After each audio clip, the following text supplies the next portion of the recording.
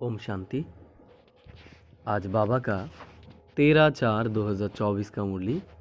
बाबा ने कहा, मीठे बच्चे, बाबा 21 जन्म के लिए तुम्हारी दिल ऐसी बहला देते हैं जो तुम्हें दिल बहलाने के लिए मैले मलाकरे आदि में जाने की दरकार नहीं।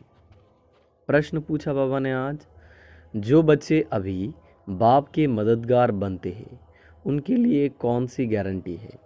उत्तर, श्रीमत पर राजधानी स्थापन करने में मददगार बनने वाले बच्चों के लिए गारंटी है कि उन्हें कभी काल नहीं खा सकता।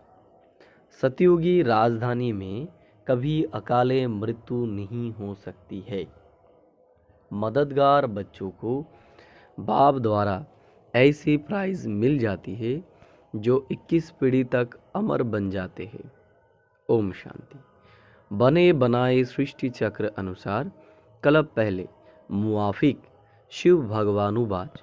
अब अपना परिचय तो बच्चों को मिल गया, बाप का भी परिचय मिल गया। बेहद के बाप को जो तो जान लिया और बेहद की सृष्टि के आदि मध्य अंत को भी जान लिया। नंबरवार पुरुषार्थ अनुसार कोई अच्छी रीति जान जाते हैं जो फिर समझा भी सकते हैं, कोई अधूरा कोई कम। जैसे लड़ाई में भी कोई कमांडर चीफ, कोई कैप्टन, कोई क्या बनते हैं। रजाई की माला में भी कोई साहूकार प्रजा, कोई गरीब प्रजा नंबरवार है। बच्चे जानते हैं बराबर हम खुद श्रीमत पर सृष्टि पर श्रेष्ठ राजधानी स्थापन कर रहे हैं। जितनी जितनी जो मेहनत करते हैं उतनी उतनी बाप से प्राइज मिलती है। आजकल शांति के लिए राय देने वाले की भी प्राइज मिलती है। तुम बच्चों को भी प्राइज मिलती है, वो उनको नहीं मिल सकती। उनको हर चीज़ अल्पकाल के लिए मिलती है। तुम बाप की श्रीमत पर अपनी राजधानी स्थापन कर रहे हो, सो भी 21 जन्म 21 पीढ़ी के लिए गारंटी है। वहाँ बचपन बा जवानी में काल खाता नहीं, यो भी जानते हो ना। मन नाचित था। हम ऐसे स्थान पर आकर बैठे हुए जहाँ तुम्हारा यादगार भी खड़ा है, जहाँ 5000 वर्ष पहले भी सर्विस की थी। दिलवारा मंदिर अचल घर गुरु शिखर है। सतगुरु भी ऊंचे ते ऊंच तुमको जिसका यादगार बनाया हुआ है। अचल घर का भी राज तुम समझ गए हो। वो हुई घर की महिमा। तुम ऊंचते ऊंच पद पाते हो अपने पुरुषार्थ से। यो है वंडरफुल तुम्हारा जर यादगार। वहाँ ही तुम चैतन्य में आकर बैठे हो। यो सब है रूहानी कारोबार जो कल्प पहले चली थी, उनका पूरा यादगार यहाँ है। नंबर 1 यादगार है। जैसे कोई बड़ा इम्तिहान पास करते हैं तो उनके अंदर खुशी रौनक आ जाती है। फर्नीचर पहरवाइज कितनी अच्छी रखते हैं। तुम तो विश्व के मालिक बनते हो, तुम्हारे से कोई भेंट कर नहीं सकता। यह भी स्कूल है, पढ़ाने वाले को भी तुम जान गए हो। भगवानुवाच। भक्ति मार्ग में जिसको याद करते हो, पूजा करते हो, कुछ भी पता नहीं पड़ता। बाप ही सम्मुख आकर सब राज समझाते हैं, क्योंकि यह यादगार सब तुम्हारे पिछाड़ी की अवस्था के है। अभी रिजल्ट नहीं निकली है। जब तुम्हारी अवस्था संपूर्ण बन जाती है, उनका फिर भक्ति मार्ग में यादगार बनता है। जैसे रक्षाबंधन का यादगार होता है। जब पूरी पक्की राखी बंध हम अपना राज्य भाग ले लेते हैं, तब फिर यादगार नहीं मनाते हैं। इस समय तुमको सभी मंत्र का अर्थ समझाया है, ओम का अर्थ समझाया है। ओम का अर्थ कोई लंबा नहीं है। ओम का अर्थ है अहम आत्मा ममो शरीर। अज्ञान काल में भी तुम देह अभिमान में रहते हो, तो अपने को शरीर समझते हो। दिन प्रतिदिन भक्ति मार्ग नीचे गिरता जाता है, तमोप्रधान बनता जाता है। हर चीज पहले सत्वप्रधान होती है। भक्ति भी पहले सत्वप्रधान थी। जब एक सत्य शिव बाबा को याद करते थे भी बहुत थोड़े। दिन प्रतिदिन वृद्धि बहुत होनी है।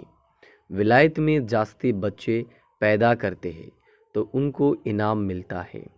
बाप कहते हैं काम महाशत्रु है।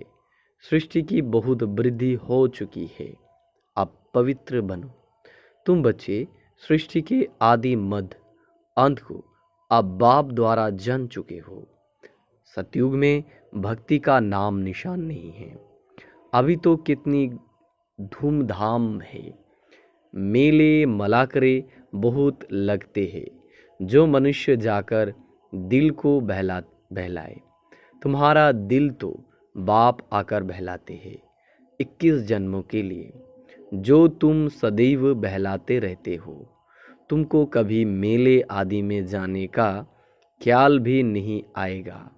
कहाँ भी मनुष्य आते हैं सुख के लिए, तुमको वहाँ पहाड़ों पर जाने की दरकार नहीं। यहाँ देखो कैसे मनुष्य मरते हैं। मनुष्य तो सतयुग कलयुग स्वर्ग नरक को भी नहीं जानते। तुम बच्चों को तो पूरा ज्ञान मिला है। बाप नहीं कहते हैं कि मेरे साथ तुमको रहना है, तुमको घरबार भी संभालना है। बच्चे जुदा तब होते हैं जब कोई खिटखिट होती है, फिर भी तुम बाप के संग रह नहीं सकते हो। सब सतप्रधान बन नहीं सकते। कोई सतो, कोई रजो, कोई तमो अवस्था में भी है। सब इकट्ठे रह नहीं सकेंगे। यो राजधानी बन रही है। जो जितना जितना बाप को याद करेंगे उस अनुसार राजधानी में पद पाएंगे। मुख्य बात है ही बाप को याद करने की। बाप स्वयं बैठ ड्रिल सिखलाते हैं। यो है डेड साइलेंस। तुम यहाँ जो कुछ देखते हो उनको देखना नहीं है, देह सहित सबका त्याग करना है। तुम क्या देखते हो? एक तो अपने घर को और पढ़ाई अनुसार जो पद पाते हो, उस सतयुगी राजाई को भी तुम भी जानते हो। सब सतयुग है। जब सतयुग है तो त्रेता नहीं, त्रेता है तो द्वापर नहीं, द्वापर है तो कलयुग नहीं। अब कलयुग भी है, संगम युग भी है। भल तुम बैठे पुरानी दुनिया में हो, परंतु बुद्धि से समझते हो हम संगम युगी है। संगम युग किसको कहा जाता है यो भी तुम जानते हो। पुरुष उत्तम वर्ष, पुरुष उत्तम मास, पुरुष उत्तम दिन भी इस पुरुष उत्तम संगम पर ही होता है। पुरुष उत्तम बनने की घड़ी भी इस पुरुष उत्तम युग में ही है। यह बहुत छोटा लिप युग है। तुम लोग बजोली खेलते हो जिससे तुम स्वर्ग में जाते हो। बाबा ने देखा है कैसे साधु लोग अथवा कोई कोई बजोली खेलते खेलते यात्रा पर जाते हैं, बड़ी कठिनाई उठाते हैं। अब इसमें कठिनाई की बात नहीं, यह है योग बल की बातें। क्या याद की यात्रा तुम बच्चों को कठिन लगती है? नाम तो बहुत सहज रखा है। कहा सुनकर डर ना जाए। कहते हैं बाबा हम योग में रह नहीं सकते। बाबा फिर हल्ला कर देते हैं। यो है बाप की याद। याद तो सब चीज़ों को किया जाता है। बाप कहते हैं अपने को आत्मा समझो। तुम बच्चे हो ना, यह तुम्हारा बाप भी है, माशूक भी है। सब आशिक उनको याद करते हैं। एक बाप अक्षर भी काफ़ी है। भक्ति मार्ग में तुम मित्र संबंधियों को याद करते फिर भी हे प्रभु हे ईश्वर ज़रूर कहते हो। सिर्फ पता नहीं कि वो क्या चीज़ है। आत्माओं का बाप तो परमात्मा है। इस शरीर का बाप तो देहधारी है। आत्माओं का बाप अशरीरी है। वो कभी पुनर्जन्म में नहीं आते और सभी पुनर्जन्म में आते हैं, इसलिए बाप को ही याद करते हैं। ज़रूर कभी सुख दिया था ये। उनको कहा जाता है दुखहर्ता, सुखकर्ता, परंतु उनके नाम रूप देश काल को नहीं जानते हैं। जितने मनुष्य उतनी बातें, अनेक मत हो गई है। बाप कितना प्रेम से पढ़ाते हैं। वो है ईश्वर, शांति देने वाला। कितना उनसे सुख मिलता है। एक ही गीता सुनाकर पतितों को पावन बना देते हैं। प्रवृत्ति मार्ग भी चाहिए ना। मनुष्य ने कल्प की आयु लाखों वर्ष कह दी है, फिर तो अनगिनत मनुष्य हो जाते। कितनी भूल की है। यह नॉलेज तुमको अभी मिलती है, फिर प्राय लोप हो जाती है। चित्र तो है जिनकी पूजा होती है, परंतु अपने को देवता धर्म का समझते नहीं हैं। जो जिनकी पूजा करते हैं वह उस धर्म के हैं ना। यह समझ नहीं सकते कि हम आदि सनातन देवी देवता धर्म के हैं, उनकी ही वंशावली है। यह बाप ही समझाते हैं। बाप कहते हैं तुम पावन थे, फिर तमोप्रधान बन पड़े हो, अब पावन सतोप्रधान बनना है। क्या गंगा स्नान में बनेंगे? पतित पावन तो बाप है। वह जब आकर रास्ता बताए तब तो पावन बने। पुकारते रहते हैं परंतु जानते कुछ भी नहीं। आत्मा पुकारती है ऑर्गन्स द्वारा कि हे पतित पावन बाबा, हमको आकर पावन बनाओ। सब पतित है, कामचिता पर चलते जलते रहते हैं। यह खेल ही ऐसा बना हुआ है। फिर बाप आकर सबको पावन बना देते हैं। यह बाप संगम पर ही समझाते हैं। सतयुग में होता है एक धर्म, बाकी सब वापिस चले जाते हैं। तुम ड्रामा को समझ गए हो जो और कोई नहीं जानते हैं। इस रचना का आदि मध्य अंत क्या है, ड्यूरेशन कितना है, यह तुम ही जानते हो। बहुत सब है शूद्र, तुम हो ब्राह्मण। तुम भी जानते हो नंबर वार पुरुषार्थ अनुसार। कोई गफलत करते हैं तो उनके रजिस्टर से दिखाई पड़ता है कि पढ़ाई कम की है। कैरेक्टर्स का रजिस्टर होता है, यहाँ भी रजिस्टर होना चाहिए। यह है याद की यात्रा, जिसका कोई को भी पता नहीं है। सबसे मुख्य सब्जेक्ट है याद की यात्रा। अपने को आत्मा समझ बाप को याद करना है। आत्मा मुख से कहती है हम एक शरीर छोड़ दूसरा लेते हैं। यह सब बातें यह ब्रह्मा बाबा नहीं समझाते हैं, परंतु ज्ञान सागर परमपिता परमात्मा इस रथ में बैठकर सुनाते हैं। कहा जाता है गौमुख मंदिर भी बना हुआ है जहाँ तुम बैठे हो। जैसे तुम्हारी सीढ़ी है वैसे वहाँ भी सीढ़ी है। तुमको चरने में थकावट नहीं होती है। तुम यहाँ आए हो बाप से पढ़कर रिफ्रेश होने के लिए। वहाँ गौरा का धंधा बहुत रहता है, शांति से सुन भी नहीं सकेंगे। संकल्प चलता रहेगा, कोई देख ना ले, जल्दी घर जाओ, कितना औना रहता है। यहाँ कोई भी औना नहीं, जैसे हॉस्टल में रहते हैं। यहाँ ईश्वरीय परिवार है। शांतिधाम में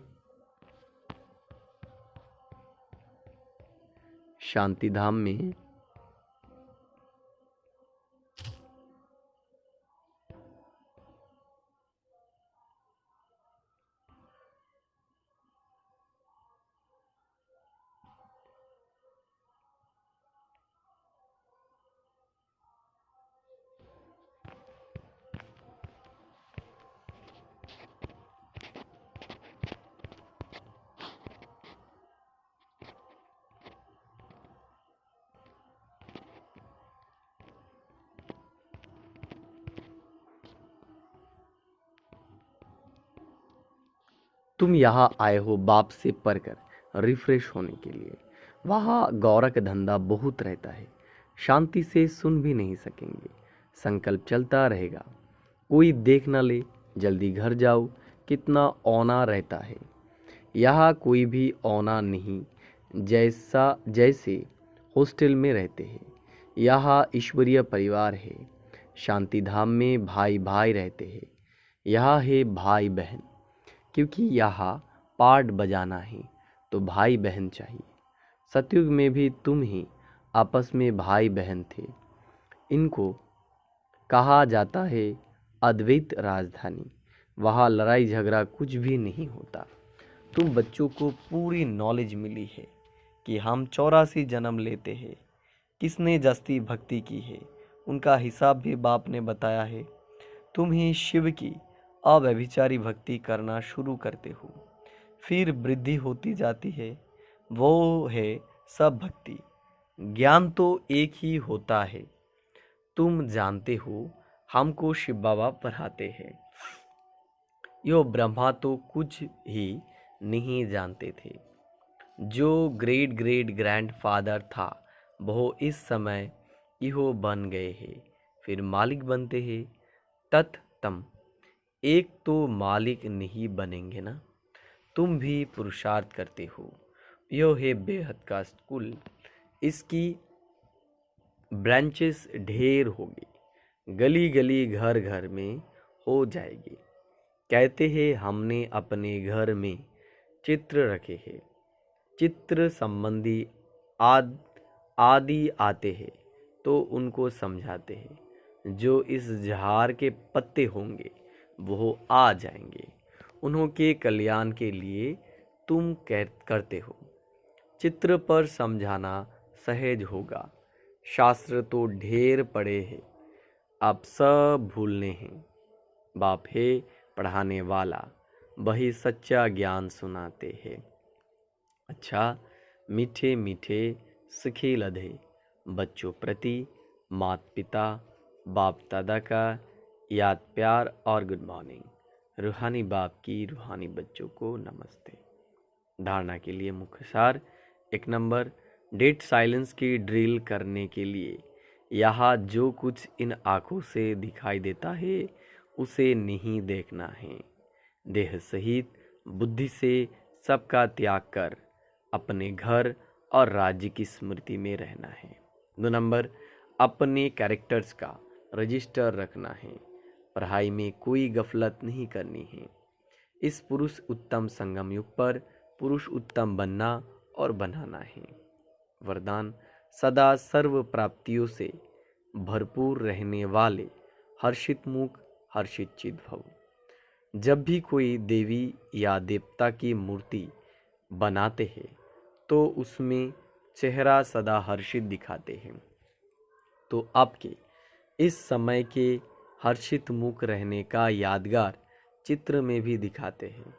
हर्षित मुख अर्थात सदा सर्व प्राप्तियों से भरपूर। जो भरपूर होता है वही हर्षित रह सकता है। अगर कोई भी अप्राप्ति होगी तो हर्षित नहीं रहेंगे। कोई कितना भी हर्षित रहने की कोशिश करे, बाहर से हंसेंगे लेकिन दिल से नहीं। आप तो दिल से मुस्कुराते हो क्योंकि सर्व प्राप्तियों से भरपूर हर्षित चित्त है। स्लोगन, पास विद ऑनर बनना है तो हर खजाने का जमा खाता भरपूर हो। ओम शांति।